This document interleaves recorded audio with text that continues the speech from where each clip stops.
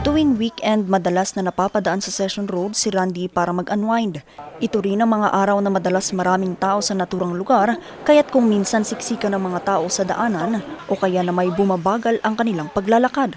Pero isa raw sa madalas pinaka nagiging balakid sa daan ay ang mga gumagamit ng cellphone habang naglalakad. Marami talaga, mga estudyante ang mga pasaway at saka turista na rin. Problema rin ito ng estudyanteng si Hans. Okay naman po na ini-implement nila yan kasi po minsan lalo na po pag weekends marami pong turista or marami pong tao, nakakadunggol-dunggol din po sila, minsan po hindi po sila nakatingin at iwas na din po sa pagnanakaw ng ibang tao para hindi po nila nakukuha agad cellphone nila kasi minsan po talaga po sobrang busy po tayo sa hindi po natin tinitingnan yung nilalakaran natin. So ngayon po minsan po yung iba nahablutan or yung iba po nakakadunggol. So okay lang po na in-implement nila yan.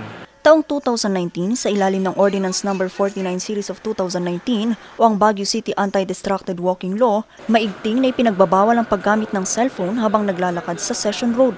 Pero marami pa din daw ang hindi sumusunod dito. Kaya para paalalahanan ng publiko, naglagay na ng painted signages sa kahabaan ng Session Road. Sa tingin ko, mas better magpatupad para lahat ng kahit anong lungsod sa Pilipinas gagayahin.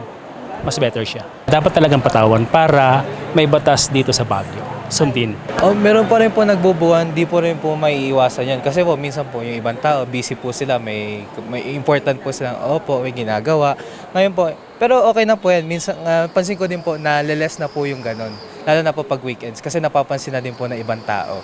At bilang pagpapaigting dito, inamyandahan ni Councilor Yuri Wegan ang ordinansa kung saan dapat bigyang daan din ang mga tumatawid na pedestrian at sundin ang Keep Right Policy. Nasa ikalawang pagbasa na ngayon ng Konseho ang naturang pag-amyenda. Vanessa Bugtong, RNG News.